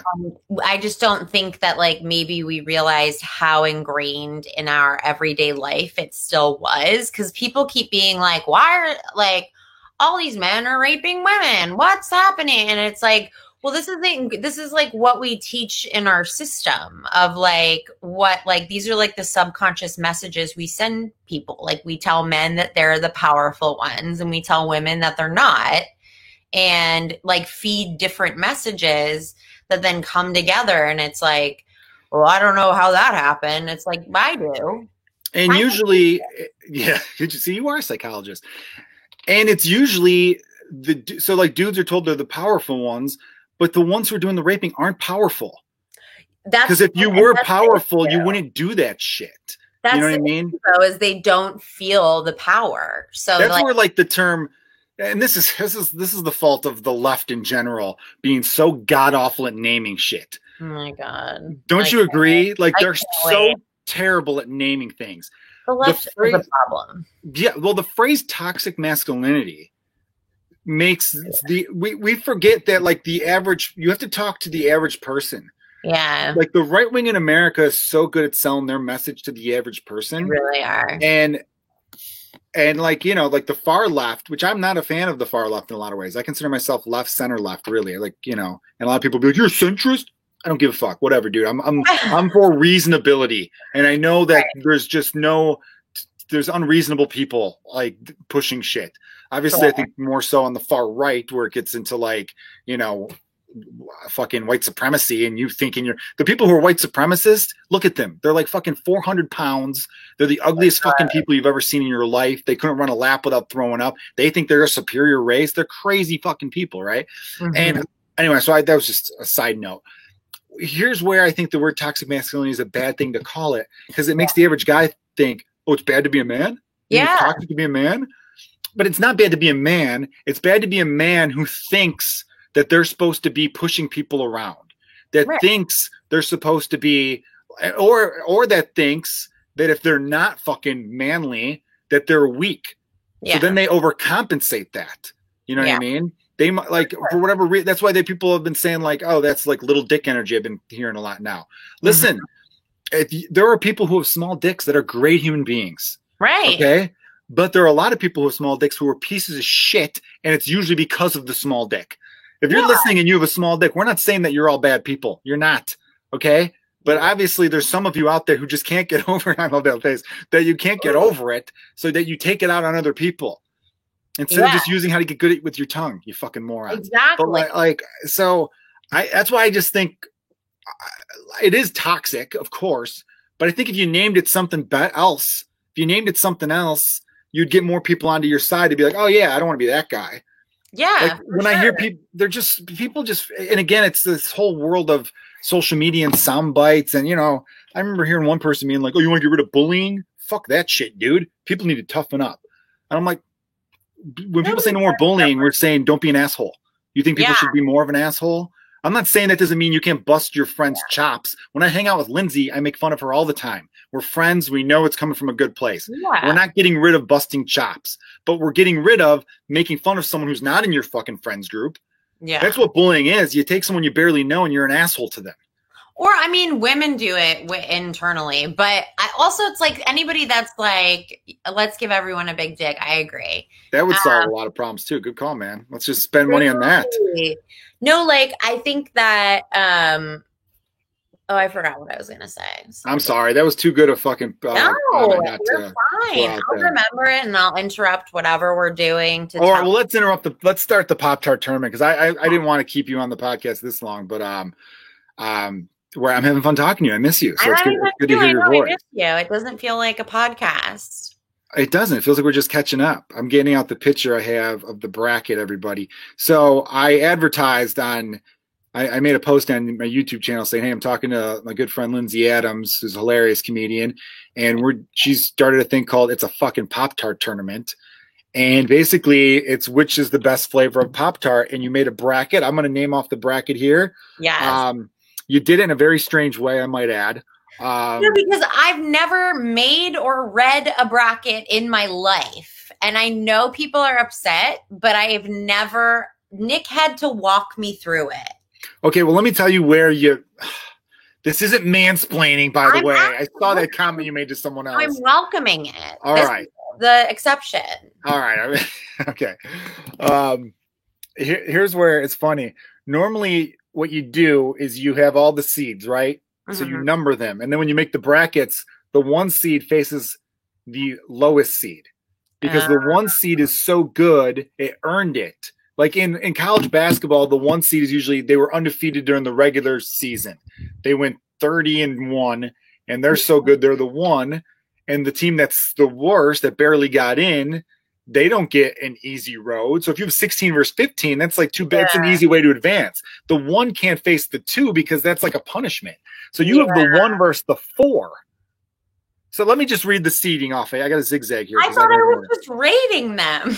Okay, I got you. So your number 1 seed, Frosted Brown Sugar Cinnamon. I agree with that. Is my favorite Pop-Tart. Great call. Some people might be like, no, it's not flavorful enough. I like Fruit Loop, or I like, Firecracker, whatever, or some other complicated Frosted Wild Berry, or, which is good in its own right. I had during Halloween, they had like this Halloween s'mores one that was all right. But all right, so you have that as your 1. Your 2 seed is Frosted Strawberry. That's in my household. We have mine, Brown Sugar Cinnamon, which is my favorite. My wife's and my son's are Frosted Strawberry. That's 2. Your 3 seed is, let's see here, Frosted S'mores. See, that's when it gets in a little more fun territory here. And now your 4, Pretzel Chocolate, which you have facing the 1. So that's why you kind of don't do that. Now, I bring this up because there was a comedian in Chicago, Samantha Berkman, who did a condiment tournament. And of all the best condiments facing off. And they had ketchup and mustard facing in like the second round. And I'm like, ketchup and mustard are like 2 of the top condiments. Right. They should have like buys and be like toward, Yeah. Well, I think okay.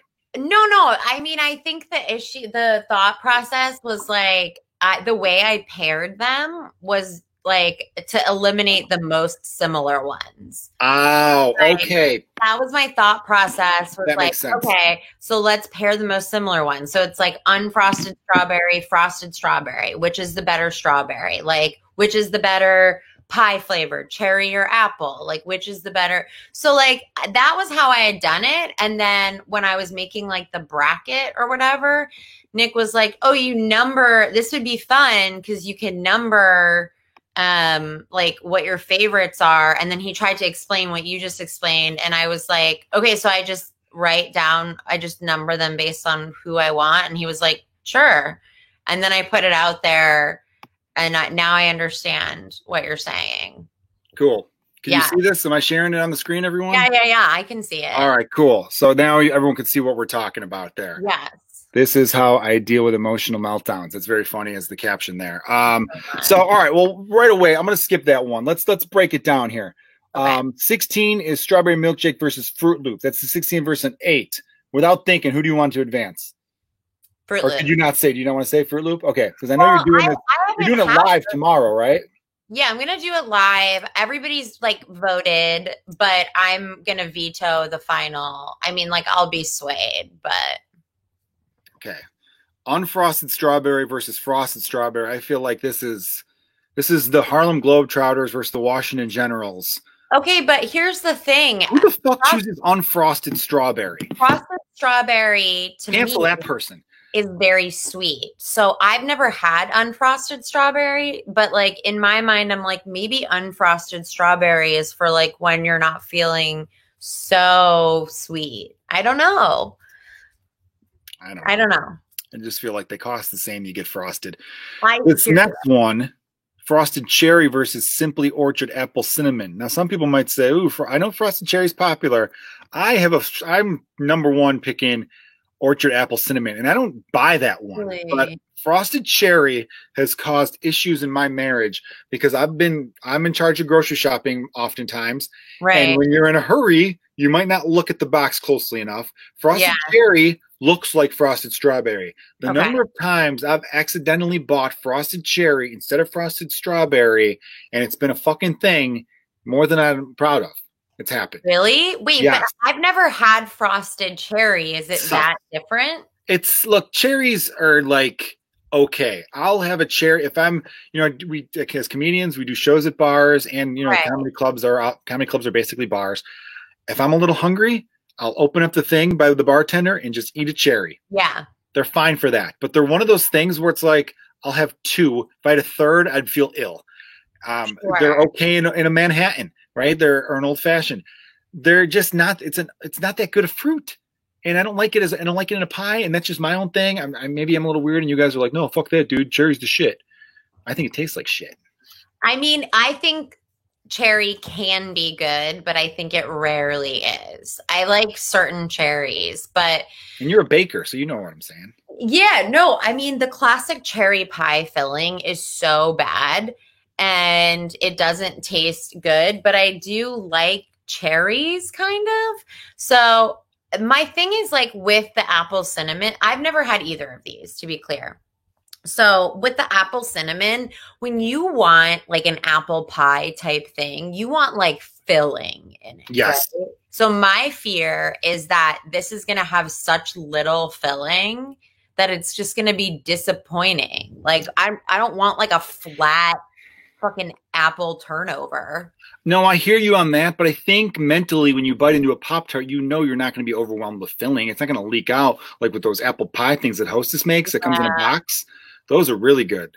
They come in like that little box, those apple pie things where it's like you bite into it and it's like you heat them up for like 10 seconds and then you burn your mouth even though you're like, what the fuck? That was 10 seconds. How was it that hot? Yeah. Those are very good. But I understand the fear. But I think mentally with a normal thing, I'm thinking if I'm not getting the right amount of filling, I'm going to be disappointed. But I think with a Pop-Tart, you get the bargain. All right, next one. Yeah.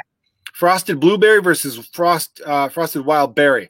Now, this is a different one. I know berry and cherry are similar, but I think berry, especially when it's wild, so you get to get way more flavor for your buck.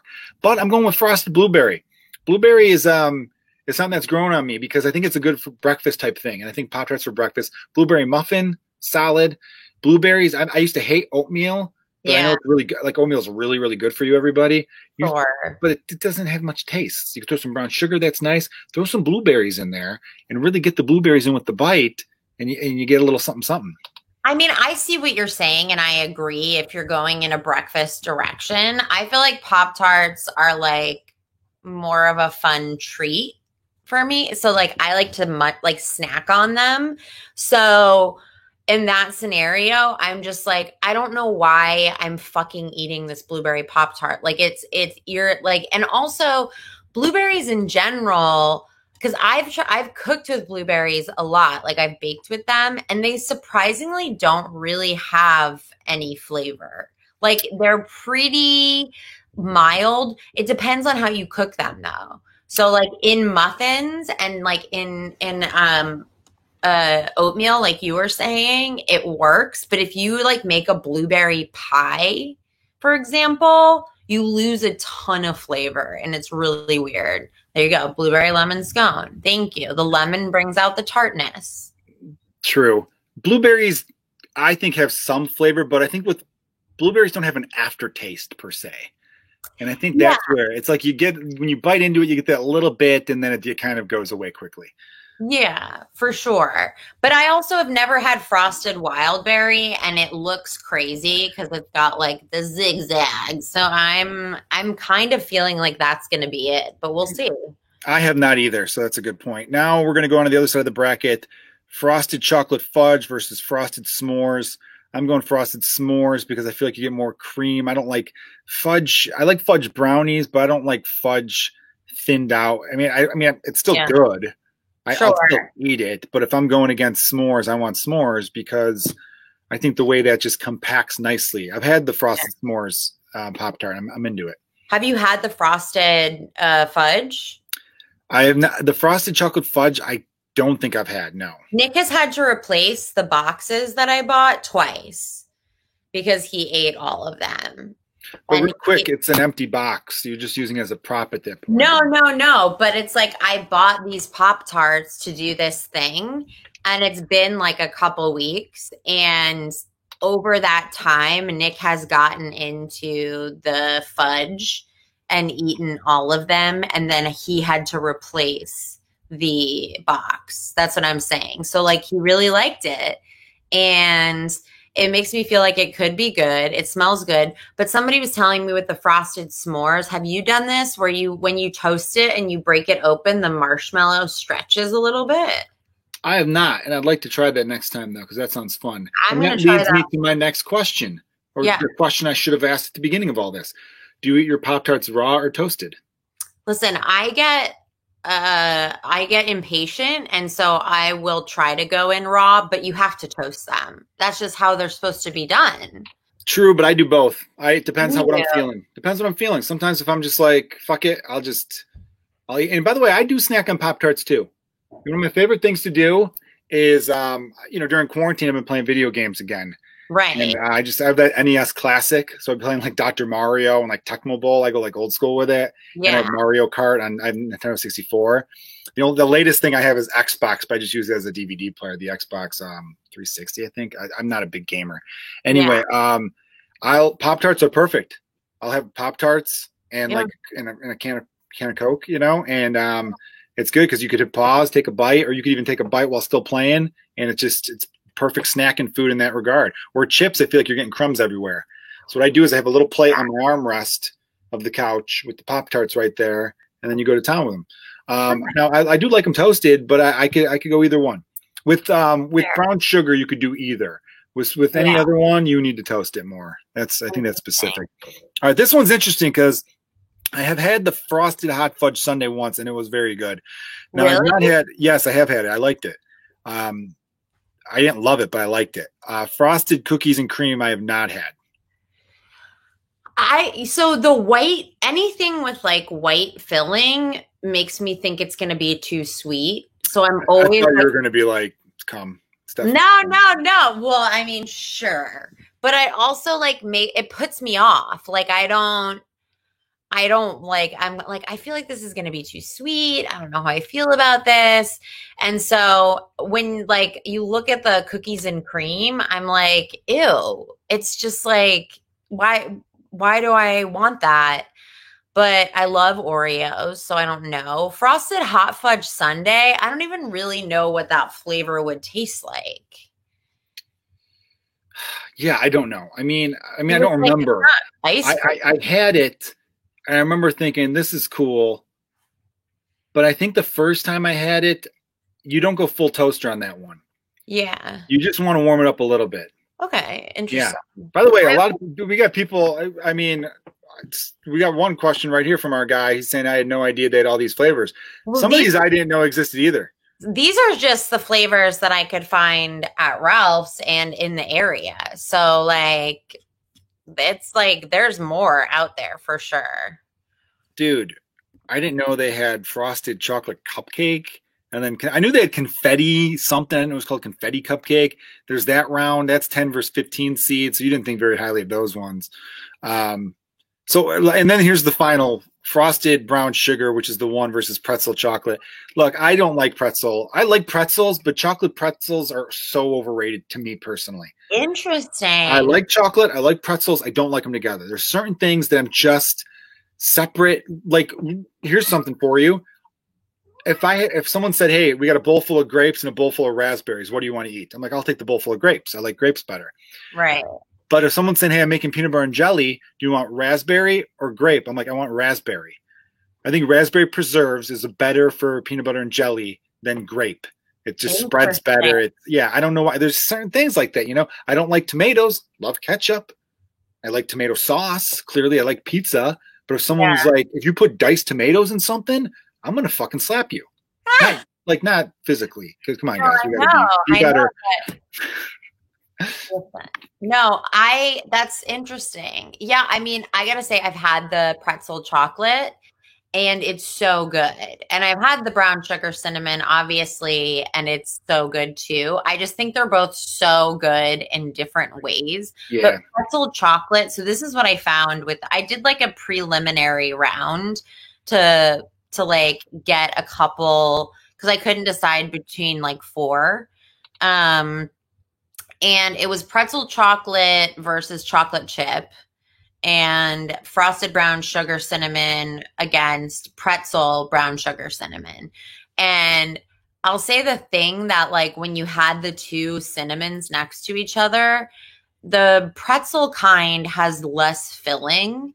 So it really does like kind of like fuck it up a little bit. But with the chocolate, it works because it's like a really good chocolate. So I don't know. But if you don't like pretzel and chocolate, then that's like, it's just not going to be your thing. Is brown sugar cinnamon the OG of Pop-Tarts? Is that the original? It is. I mean, so from the response online, it seems like the top 2 are the top 2. It's like essentially, I mean, it's brown sugar cinnamon and frosted strawberry. Like that. Yeah. Those are universal. And I was worried that people would think brown sugar cinnamon was too like not flavorful enough or not or boring because it's been played out. We all know brown sugar cinnamon, all that kind of thing. Because like I mentioned, that condiment tournament people had. Yeah. Classics got knocked out early. Really? Everybody wanted some sort of spiced aioli or some sort of, everyone wanted some complicated mix of something or other. And I'm like, well, what the fuck is like, yeah, sure. I mean, some people kept saying like ketchup's for little kids. Okay. Ketchup for everybody. It's ketchup. I'm not saying you have to put it on your hot dog, but you don't dip it in. What do you do with your French fries? Do you not dip them in ketchup? In ketchup, yeah. You got to. So I'm glad that I feel like you made your. You didn't make it the correct way, whatever. But I feel like your reasoning made more sense than that other tournament I went over on the podcast. The condiment. Now, when I make a bracket, I'll know how to do it. There you go. I mean, look, it doesn't matter. This is all for fun. And what are you raising what's the cause for? ACLU. I'm going to donate anything anything you donate. I mean, there's no cost or anything, but it's like, I'll have a donate button where you can just donate to the ACLU. Have you ever seen the movie An American President or The American President? I'm trying to remember. I mean, not recently, if I have. It's with Michael Douglas plays the president. And Michael J. Fox has a role in it. He's got a pretty good part. Oh, I know the movie you're talking about. Yeah, Annette Bening is like the president's. So it's the president of the United States is a widower, and he starts dating while being president, which is like, oh my god, it's like a big thing in the country. Right. It takes place like in the mid '90s. Anyway, he mentions the ACLU in it, and I know the ACLU gets like a bad rap in certain circles. And it really shouldn't, because the American Civil Liberties Union sticks up for constitutional rights regardless if they agree with them or not. Yeah. The ACLU has actually not fought for, I guess, but stuck up for the KKK's right to exist, which obviously they don't like the KKK. I fucking hate the KKK. But their whole thing was like, well, no, you're allowed to be a group. Even if your group is shitty, you're a lot like, so we will fight for your right to be a shitty group. Like there are people who don't like flag burning, but hey, if you're truly a free country, the same thing you fight for, you should be allowed to use and protest. And most good people in the military I know were like, yeah, it's the symbol of your country. Anyway, there's a great speech that the president makes at the end of the movie that like talks about all these things. That I think it's like, damn, I wish, but then you remember it's a script and it's not real, but you wish politicians were better at conveying thoughts like that. Because I know some people in some circles, they hear ACLU, they go, fuck them. You know what I mean? A bunch of communists or whatever the fuck they want to call them, you know? Right. I mean, here's what I like. I donate pretty regularly to them, and here's my mindset. I also donate to other organizations that are more like focused, or, you know, go to like a very specific cause, like in terms of like somebody's legal funds or something like that. I like the ACLU because they are people that can get in the room fastest. Yeah, no, they're strong. So like that. So, you know, if you're building a case, like if you're building a case against Trump, like, yeah, there's going to be like a lawyer, you know, that other people believe in more, that might be a better lawyer. But if the ACLU is going to be the first in the room, then I'll back that to get them out. You know, they're definitely, if you're, everything you said is dead on.